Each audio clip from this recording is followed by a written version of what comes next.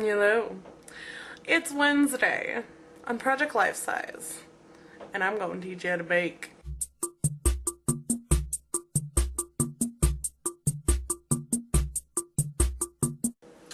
Okay, so the first thing I learned before I started cooking was the rule of thumb mise en place. I don't know if I'm pronouncing that right. In fact, I'm almost positive that I'm not. But it means everything in its place. 1.5 cups of butter, and I go with the Crisco double sticks of butter. But I'm pretty sure that equal out to about 3 sticks of butter. Normal sticks.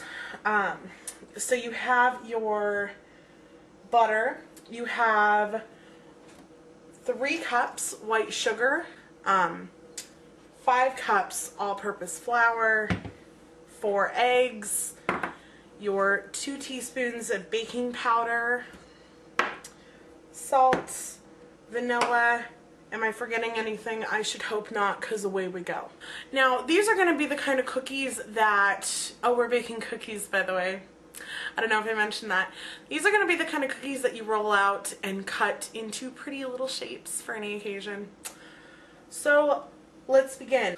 Okay, we're going to start out by creaming our butter and sugars together. Now, this is pretty standard when it comes to any cookie recipe, really. You want this butter to be soft. And if you're pulling it out of the fridge, I don't know, I'd suggest a good 15 seconds in the microwave on high. And get to creaming that butter and sugar away.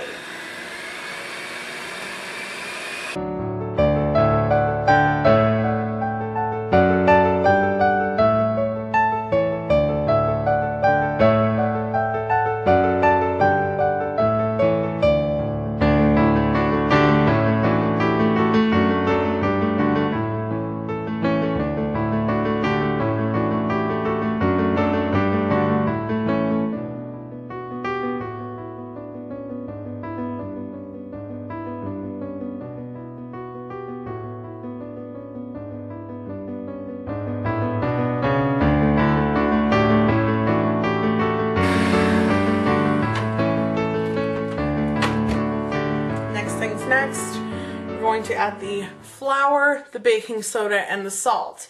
Now, I never really measure out my salt. I mean, it calls for a teaspoon of salt, but I'm just going to eyeball it. This is my baking powder, not baking soda.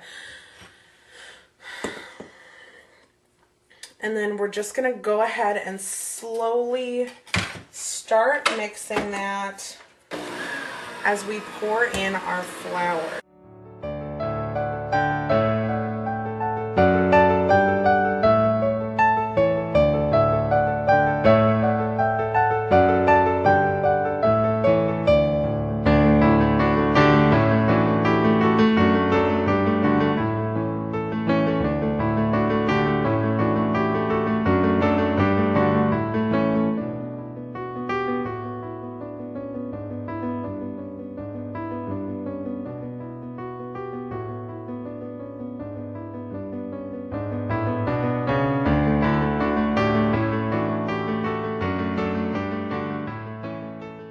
I'm going to grab your press and seal or your cling wrap. You're going to cover this and you're going to let it sit in your fridge for 1 hour. The reason you do this is because you want it to firm up so you can roll it out and cut out shapes. So into the fridge it goes. Okay, so what you're going to do is you're going to pull that dough right out of the fridge. It's going to look something like that. And now that it's been sitting for an hour, you're going to flour your surface here with a lot of flour. And then you're just going to lay down a big clump of whatever you're working with.